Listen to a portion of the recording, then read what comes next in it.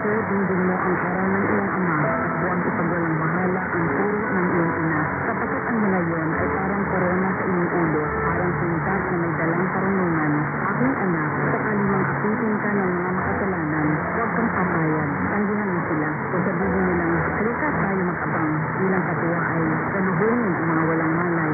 Sila'y ating tutumugot walang awang papatayin at sila'y masusulat sa patay na inilibing. At isasamtamin ang lahat ng kagamitan. Bahay natin mapupuno ng malaking kayamanan. Halika at sa amin ikaw nga ay sumama.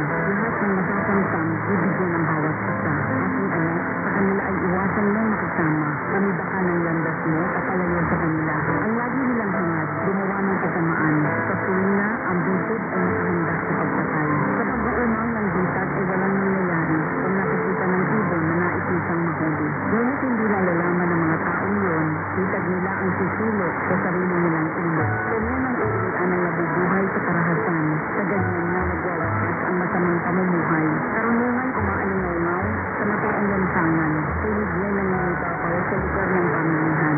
Ito'y lumalampas sa mataas na mga bukong. Ang ibon nila'y naririnig sa pintuan nitong lungsod. Taong mangmang, walang hustong kaalaman. Hanggang kailan kakataga sa abaning palagayan? Hanggang kailan ka mananatili sa iyong kamangmangan?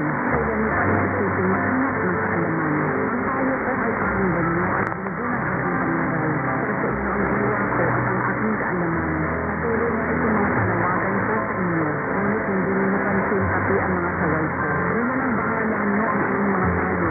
Ayaw nyo bigyang pansin ang alala ko sa inyo. Dahil dito kayo aking tatawanan kapag kayo napahamak na sablak sa kaguluhan. Kapag kayo hinambak ng dagulit ng buhay, biyak na nakahirapan, ang larawan at bigat ng kailang kasi at matinding ka ng hapit sa araw na yun ay dito sa kapilan ng mga panawagan. Paghanapin nila ako na hindi nasusukulan. Pagkat itong karuniwan ay di nyo pinahahalagahan. Kayo rin ay dito sunod ng may lakit na paggalang.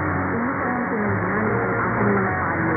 Tinapong parang tumis itong paalala ko. Kaya nga, inyong aanigin ang bungang ginagawa at kayo ay isusigi ng inyong pagnanasang ubod dama. Katigasan ng ulo ang papatay sa mangmang. Sa dusa ay masasablak sa kawalan ng kaalaman. Ngunit ang makinig sa akin, mananahan ng tiwasay, mabubuhay ng payapa, walang kasasakutan.